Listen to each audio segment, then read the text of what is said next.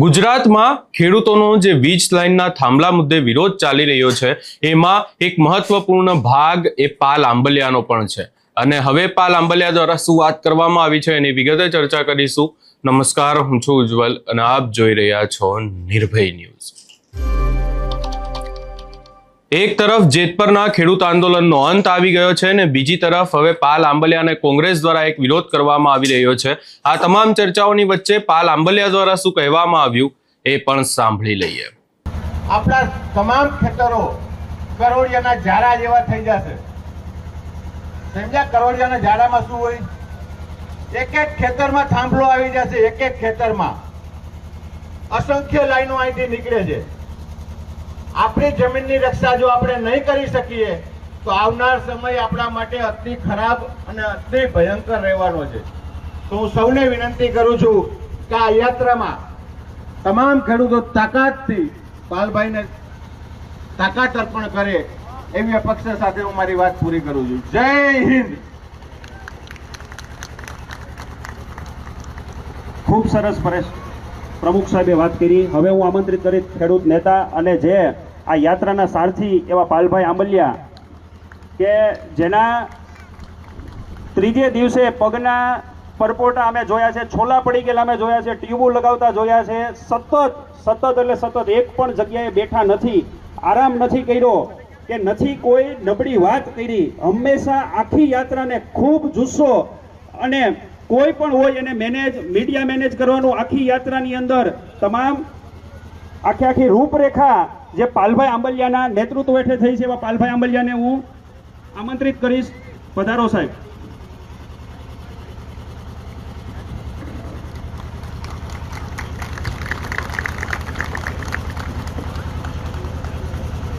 આજે સુવરડા ગામે કિસાન અધિકાર પદયાત્રા વ્રજવાણીથી દ્વારકા છે ગામમાં પહોંચીએ એની લગભગ 1.5-2 કિલોમીટર આગળ ભાઈઓ બહેનો આપ સૌ વાજતે ગાજતે અમને લેવા આવ્યા અને અમારું જે માન સન્માન સ્વાગત કર્યું એ માટે હું આપ સૌનો આખા ગામનો દિલથી હૃદયથી આભારી છું।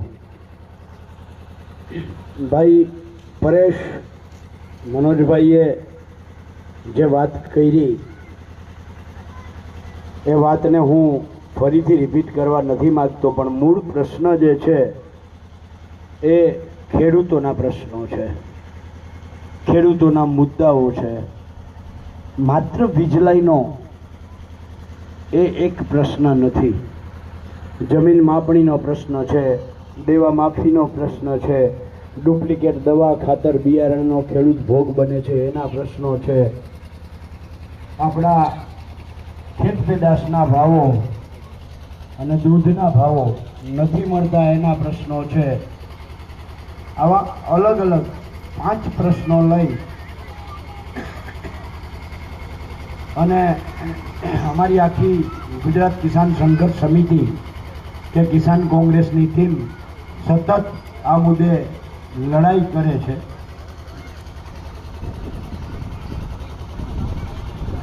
અને એમાં આ વીજ લાઈનોના પ્રશ્ને છેલ્લા 6 મહિનાથી બનાસકાંઠા હોય, વાવ હોય, થરાદ હોય, કચ્છ હોય, સુરેન્દ્રનગર હોય, મોરબી હોય, રાજકોટ હોય, જામનગર હોય કે દ્વારકા જિલ્લાના કલેક્ટરો હોય, એમની સામે કાયદાઓથી વાત કરી અને એ સોશિયલ મીડિયાના માધ્યમથી વિડીયો જનતા સુધી પહોંચે અને જનતા જાગૃત થાય કે કલેક્ટરને પણ આવા પ્રશ્નો પૂછી શકાય અને લોકો ખેડૂતો બોલતા થાય, લડતા થાય। એ છેલ્લા 6 મહિનાથી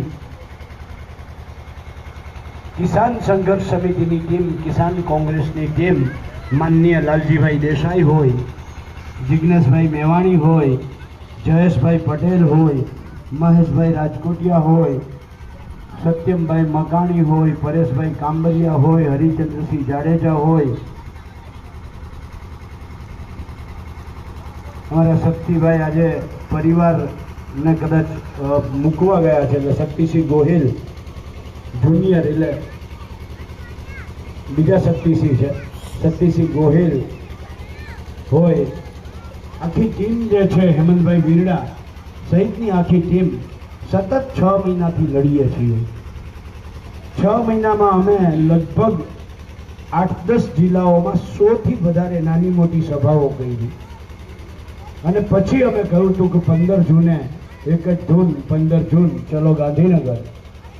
જ્યારે એ એક જ ધૂનમાં સાદ પુરાવતા આખા ગુજરાતના ખેડૂતો ટ્રેક્ટર લઈને નીકળ્યા, આખા ગુજરાતના ખેડૂતો પોતપોતાના વાહનો લઈને જ્યારે અમદાવાદ પહોંચ્યા, અમે ત્યારે બહુ સ્પષ્ટતા કહી દીધી કે અમે અલ્ટિમેટમ આપવા જઈએ છીએ. અમે કોઈ સરકારનો ઘેરાવ કરવા નથી જતા, અમે કોઈ વિરોધ કરવા નથી જતા, બહુ સ્પષ્ટતા હતી. પણ તેમ છતાંય અમુક લોકોને પેટમાં તેલ રેડાયું એટલે એમણે હવનમાં હાડકા નાખવાનું કામ કર્યું. એમાં હું પડવા નથી માંગતો. એક ક્ષણિક નિરાશા, ક્ષણિક હતાશા આવી, પણ બહુ બધા મિત્રોના, ખેડૂત ભાઈઓના ફોન, મેસેજ આવ્યા કે નહીં, લડાઈ તો આપણે મૂકવાની થતી જ નથી. એટલે ફરીથી મહેશભાઈ હોય કે જયેશભાઈ હોય કે લાલજીભાઈ હોય કે જિગ્નેશભાઈ હોય, આ બધા જ સાથે ચર્ચા કરી અને નક્કી કર્યું કે સરકારને અલ્ટિમેટમ આપવા ગયા એની પહેલાં આપણે કહેતા હતા કે જો સરકાર સાનમાં નહીં સમજે તો પદયાત્રા કરશું.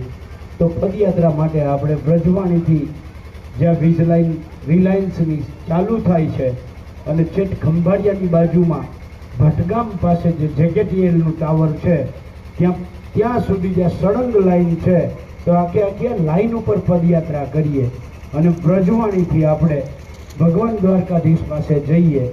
એટલે આ રીતે આજે 11મા દિવસે આપની ગામમાં અમે પધાર્યા છીએ.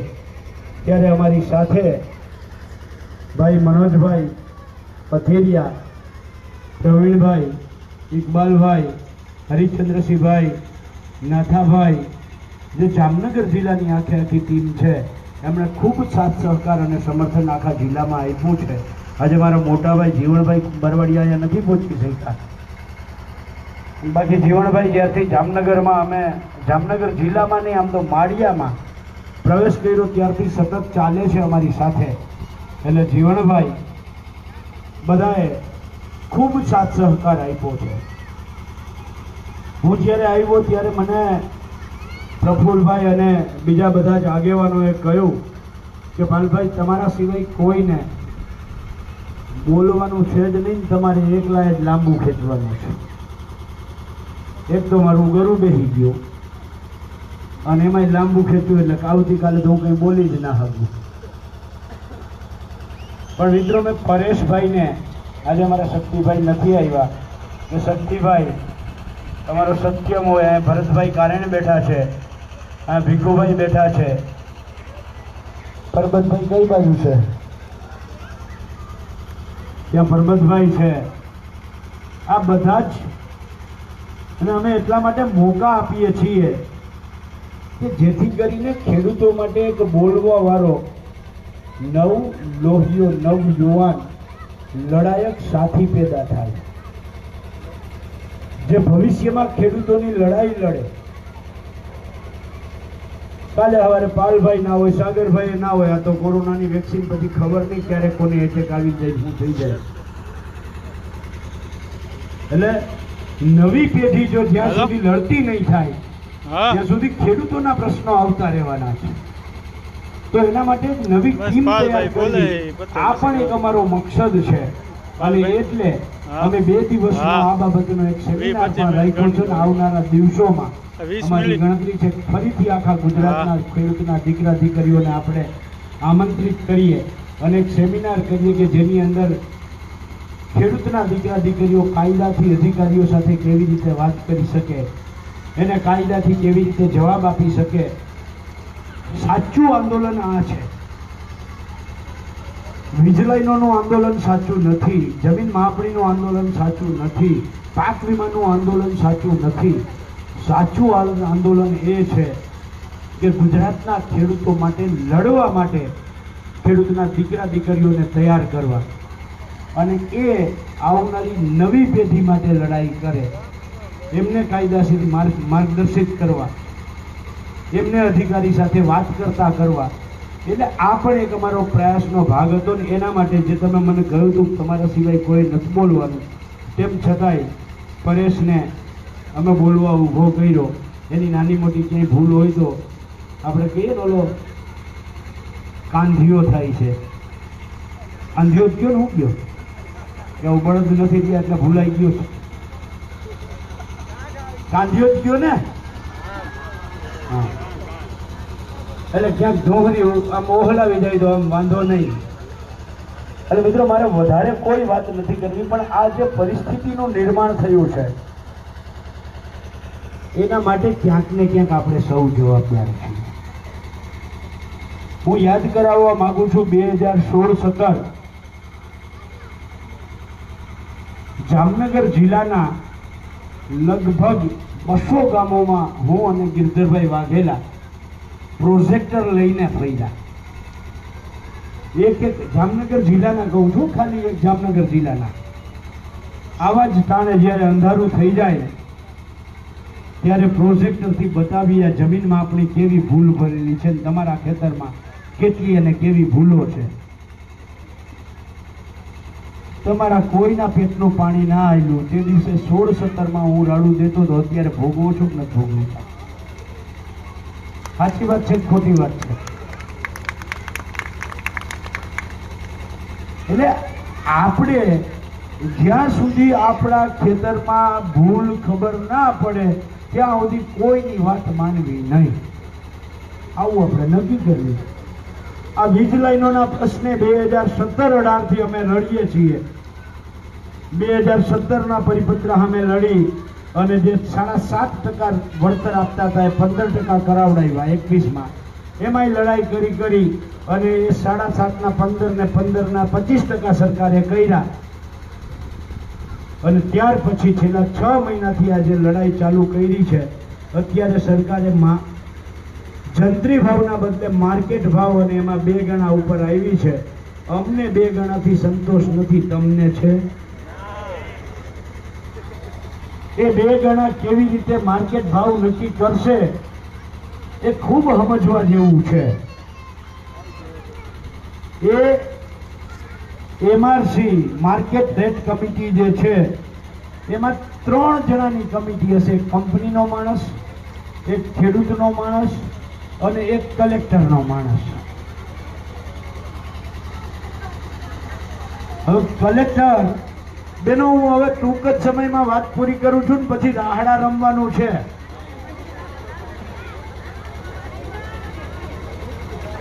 એટલે કલેક્ટર અને કંપની ઓલરેડી માસિયાઈ ભાઈઓ છે ને.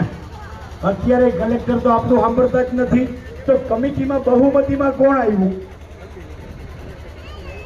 3માંથી 2 કોણ? માસિયાઈ ભાઈઓ.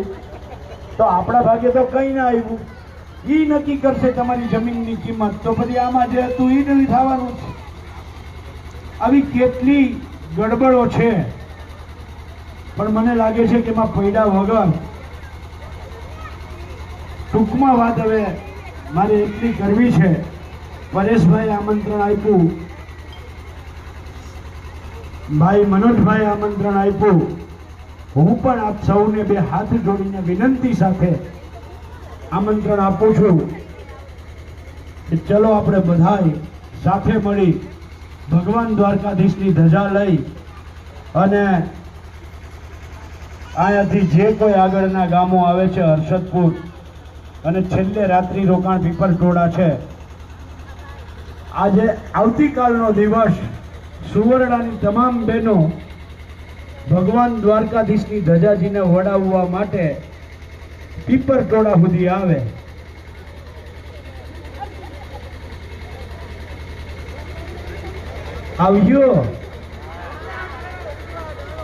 આવજો હા કે ના? કેટલા બહેનો આવશે? હાથ ઊંચો કરો તો.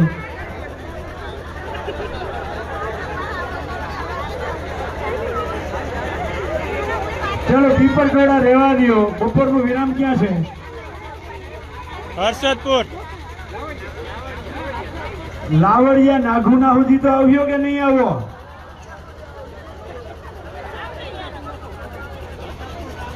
હાલો, હર્ષદપુર સુધી કેટલા બહેનો આવશો?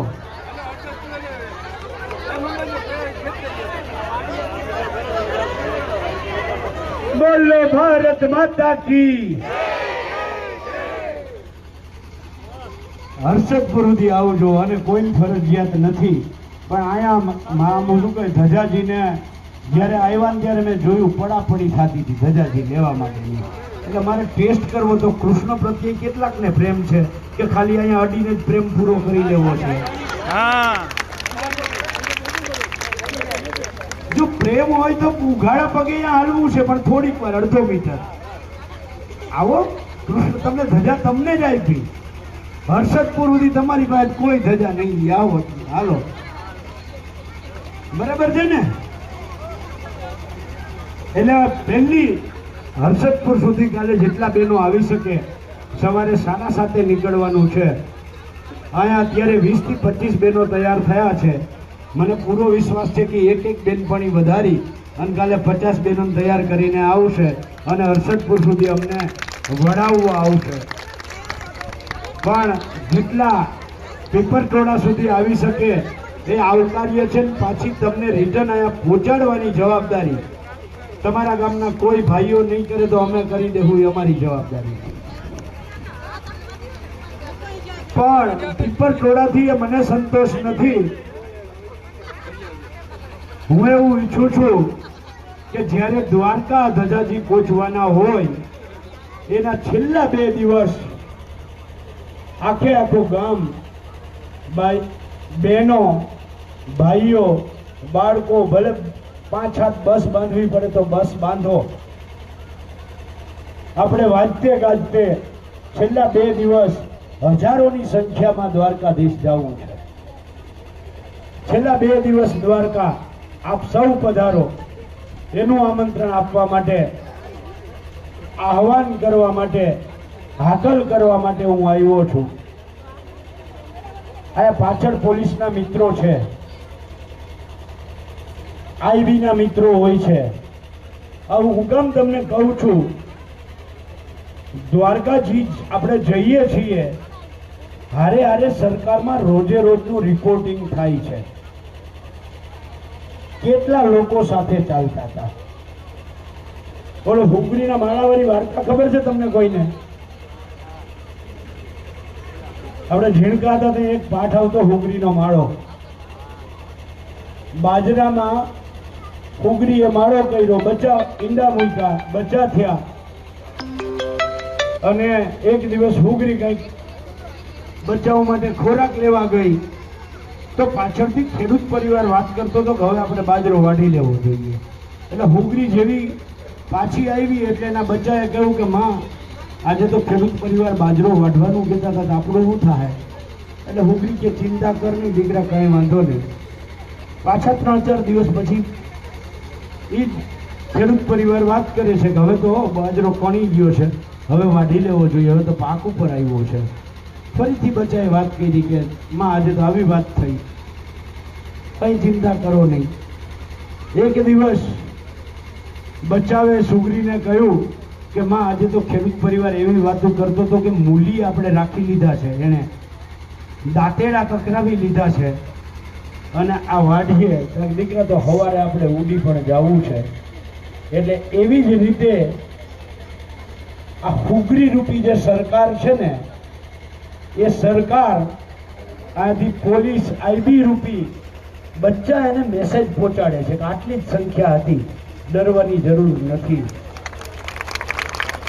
આટલી જ સંખ્યા હતી, ડરવાની જરૂર નથી. પણ જો દ્વારકામાં હજારોની સંખ્યામાં ખેડૂતો દ્વારકાધીશ પાસે ઉમટે અને એક ગામથી બીજે ગામ મૂકવા માટે 2-5 કિલોમીટરની ખેડૂતોની દીકરા દીકરીઓની લાઈન થાય તો તરત અહીંથી મેસેજ જાય કે હવે તો દાંતેડા કકરાવવા માંડ્યા છો, સરકારની વાઢીલા નાખીએ તો વાર નહીં લાગે. એટલે આ આપણે કરવાની જરૂર છે, ખેડૂતોની એકતા દેખાડવાની જરૂર છે.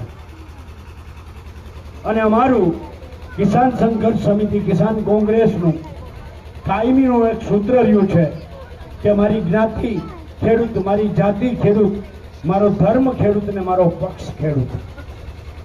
આપણે જ્ઞાતિ જાતિ પક્ષના વાળાઓમાંથી બહાર નીકળીને ધર્મના વાળાઓમાંથી બહાર નીકળી અને ખેડૂતો માટે લડતા થવું પડે. અને જ્યાં સુધી આ લડાઈ કરતા નહીં થઈએ ત્યાં સુધી આ સરકાર સમજવાની નથી. અને એટલે જ ભગવાન દ્વારકાધીશ પાસે જઈએ છીએ અને જઈને કહેવાનું છે કે હે કાળિયા ઠાકર, તારા મોટા ભાઈ હળધારી બલરામ સમજતો બલરામ, અને તારો સખો સુદામા સમજતો સુદામા. અમે ખેડૂતો બલરામ અને સુદામા રૂપી તારી પાસે આવીએ છીએ. જેમ તે સુદામાના દુઃખ એને ખબર ના પડીને હરી લીધા, એવી જ રીતે અમે દ્વારકા પહોંચીએ એની પહેલા આ કાળમીંડ પથ્થર જેવું જેનું હૃદય છે એવી સરકારની હૃદયમાં એક ધોરી નસ નાખ, અને એ જે આપણી માગણીઓ છે એ સરકાર તાત્કાલિક સ્વીકારે, આવી પ્રાર્થના કરવા માટે આપણે દ્વારકાધીશ પાસે જવું છે. પણ મને પૂરો વિશ્વાસ છે મારી બહેનો ભલે અત્યારે હર્ષદપુરની હા પાડી હોય પણ લાવડિયા સુધી આવશે જ. અને ભાઈઓ અને કેટલાક જણા આવવાના છે? 1 2 3 4 5 6 7 8 9 10. અરે આનાથી વધારે તો થાંભલા આવે છે.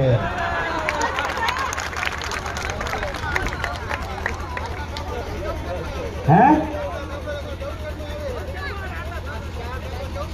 અરે પણ એ તો કહું છું કે આનાથી વધારે તો થાંભલા નહીં, આનાથી વધારે લાઈનો આવવાની છે. લાઈનો જે તમે હાથ ઊંચા કર્યા ને એનાથી વધારે આ સુવર્ણા અને આસપાસના ગામોમાંથી 35 લાઈનો નીકળવાની છે. કેટલી લાઈનો? આ બાજુ તમારે હરિપર છે અને આ બાજુ સાપકડા છે. અહીંયા હરિપર અદાણીનું લગભગ 70 થી 80 વીઘામાં સબસ્ટેશન બને છે, અને એવા સાપકડા 70 હેક્ટરમાં સબસ્ટેશન બને છે. અને એની વચ્ચેનું ગામ તમે છો. આવતા 5 વર્ષની અંદર તમારા ગામમાંથી 35 લાઈન ના નીકળે તો તમે મને કહેજો. એટલે ભવિષ્યની પૂર્વની તૈયારી કરવાની આ લડાઈ છે. એટલે વિનંતી કરવા આવ્યો છું કે જાગો. શું કામ છે? આપણે અત્યારે વરસાદ તો થયો નથી, વાવણી કરવાની છે નહીં, ખેતી તૈયાર કરીને રાખી છે. હાલતા હાલતા થાકી જાવ તો ગાડીઓમાં બેસી જાજો, પણ આવો તો ખરી. અમે આજે ક્યાં આવેલા છે? આ પોણા 300 કિલોમીટર કાપીને ભીખુભાઈ આવ્યા, અમારા નારાયણભાઈ આવ્યા, એ ગાડીમાં નથી બેઠા. પોણા 300 કિલોમીટર આવેલા પછી,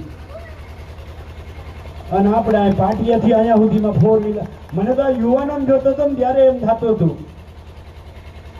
આ યુવાની ખરેખર યુવાની છે. મોટરસાઇકલમાં ભૂમ દઈને આગળ નીકળી જાય, પાછા 4 ફોટા લે. પરસેવો પાડો ને ભાઈ, પરસેવો પાડો ને. આપણી માની છાતીમાં કોઈ થાંભલા નાખે છે. આ જમીન આપણી માં છે.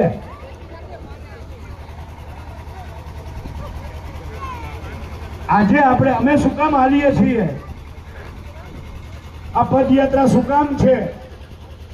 આ એટલા માટે છે કે જ્યાં સુધી તમારા શરીરને કષ્ટ તમે ન આપો ત્યાં સુધી બીજાની પીડા કે વેદના તમે સમજી ના આપો. બીજાની પીડા કે વેદના જો સમજવી હોય તો પેલા પોતાના શરીરને કષ્ટ આપવું પડે. અલિયાવાડા પીએચસી સેન્ટરમાં જઈને પૂછો, અમારા પરબતભાઈને 8 ફોલા પગમાં હતા, એ 8 ફોલા ફોડાવી અને જેવું આ થાવરિયાનું પાટિયું આવ્યું તો ત્યાંથી આ માણસ હળંગ હાલતો આવે છે. 8 ફોલા ફોડાવીને. અવડો ઝીણકો પિયુષ છે, ક્યાં ગયો? પિયુષ નહીં, ઓલું શું નામ? કૃષ્ણા. અહીંયા આવ દીકરા, અહીંયા આવો. આ છોકરાને તમે જોયો હશે, પાછળ જે પોલીસ ઊભી છે ને એનું કામ હતું ટ્રાફિકનું સંચાલન કરવાનું, અને એને આપણે એના માટે જ પગાર આપીએ છીએ. એ બધા જ જીપમાં બેસીને આગળ પાછળ થતા હતા, આપણી વ્યવસ્થાને ખોરવતા હતા, અને એનું આ સંચાલન આવડો દીકરો કરતો હતો. આ પોલીસનું કામ આ કરતો હતો, અને તમે જોતા હશો ક્યારેક આમ ઊંઠમાં પગે હાલે, આમ લાકડી આમ જાવ આમ જાવ. આ લડાઈનું જનૂન જોઈએ, અને આ જનૂન જો ગુજરાતના ખેડૂતના એક એક દીકરામાં, યુવાનમાં પેદા થાય ને, તો કાલે સવારે સરકાર માર્કેટ ભાવના 4 ગણા કરી દે. હું તો આમ જોતો હું ને પ્રફુલભાઈ, તો મને 22 વર્ષના યુવાનમાં 80 વર્ષનો ડોહો દેખાય, અને 80 વર્ષના ડોહામાં 22 વર્ષનો યુવાન દેખાય. અમારા છે 80 વર્ષનો ડોહો ક્યાં ગયા ગોર બાપા?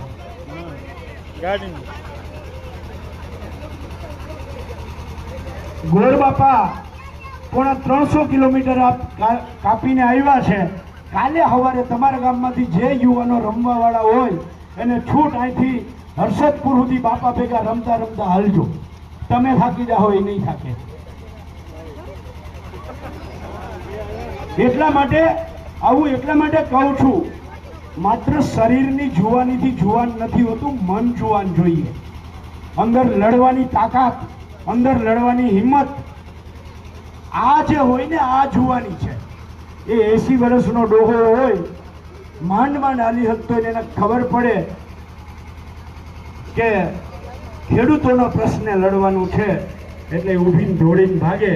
એવા ચીનુભાઈ ભૈદને મારે આજે યાદ કરવા છે. ચીનુ કાકાને તમે બહુ ઓછાએ નામ સાંભળ્યું હશે, પણ નિરમા આંદોલન જે થયું, કનુભાઈ કલસરિયા જે લડ્યા, એ તો યાદ છે ને? કનુભાઈ કલસરિયા નિરમા આંદોલન સામે જે અમદાવાદથી પદયાત્રા કરી, ત્યારે એ ચીનુ કાકાની ઉંમર 92 વર્ષ હતી, અને એ સૌથી આગળ ચાલતા હતા. એ 92 વર્ષનો મને યુવાન દેખાતો હતો. માત્ર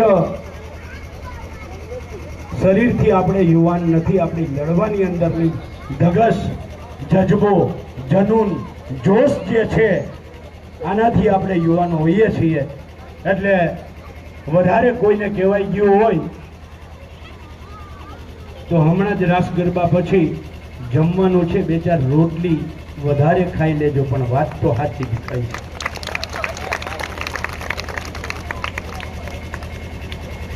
વધારે વાત ન કરતા આપ સૌ પાસેથી અપેક્ષા, ફરીથી એકવાર હાથ ઊંચા કરાવું. કાલે હવે કોણ કોણ ને કેટલા હાલતા હાલતા અમારી યારે આવવાના, સાચું કહેજો. નથી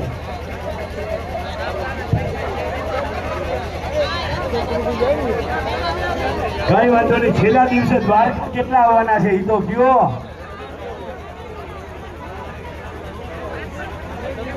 એક બે દિવસ કેટલા આવવાના છે એ તો કયો?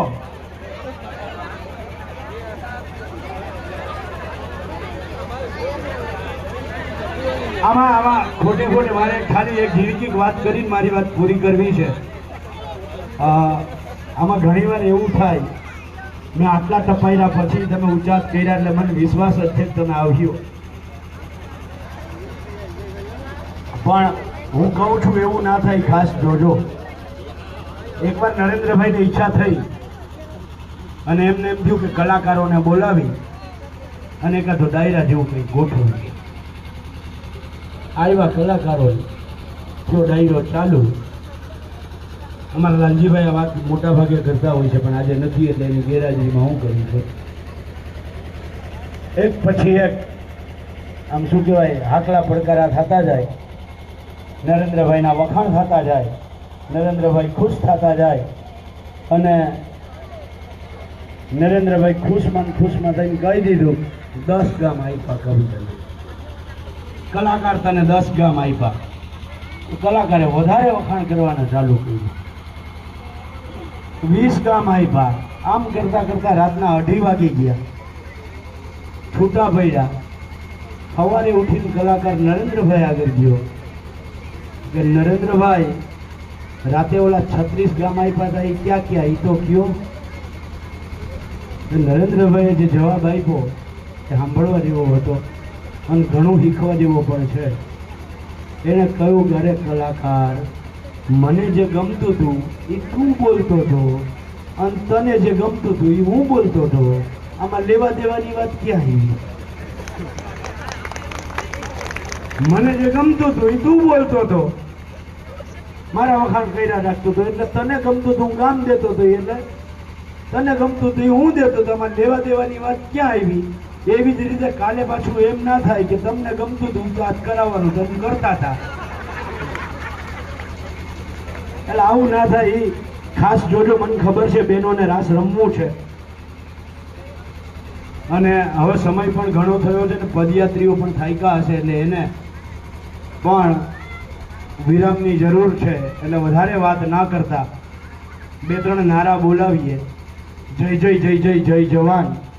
પાછળ આપ સૌ આટલું તો કરજો. જો બધી વાતમાં એકે વાત મારી માયના નથી. તમે આટલી તો માનજો. તાકાતથી 2 હાથ કચકચકાવીને મુઠ્ઠી વાળીને અંદર નાભીમાંથી અવાજ આવવો જોઈએ. 2 વખત જય કિસાન, જય કિસાન. હું કહીશ બોલો ભારત માતા કી, તમારે કહેવાનું છે જય જય જય. 3 વખત જય બોલવાનું છે. બોલો धरती से क्या नाता है, धरती हमारी माता है. અને છેલ્લું ગામની જમીન ગામની, નઈ સરકારના બાપની. જય જય જય જય જય જવાન. આમાં બધા પાછળ વાળાનું ના નથી પાડ્યો બોલવાની. પોતે બેઠા એ બધાની છૂટ છે, ઉભાઈ બધાની છૂટ છે. જય જય જય જય જય જવાન. જય જય જય જય જય જવાન. બોલો ભારત માતા કી, बोलो भारत माता की. धरती से क्या नाता है, धरती से क्या नाता है, गामनी जमीन गामनी, गामनी जमीन गामनी. आभार. जय जवान, जय किसान, जय जगत. बोलो कृष्ण कन्हैया लाल की, દ્વારિકાધીશ કી. હવે બેનો જે ધજા છે એ પેલા ઠાકર ને કંઈક દર્શન કરાવવાની વાત હતી, એ દર્શન કરાવી અને પછી રામાપીરના મંદિરમાં. તમે અહીંયા પાલ આંબલિયાને સાંભળ્યા અને પાલ આંબલિયા દ્વારા એ તંત્રને લઈને જ વાત કરવામાં આવી છે. જેવી રીતે કમિટીની રચના કરવામાં આવી એને લઈને પણ વાત કરવામાં આવી છે.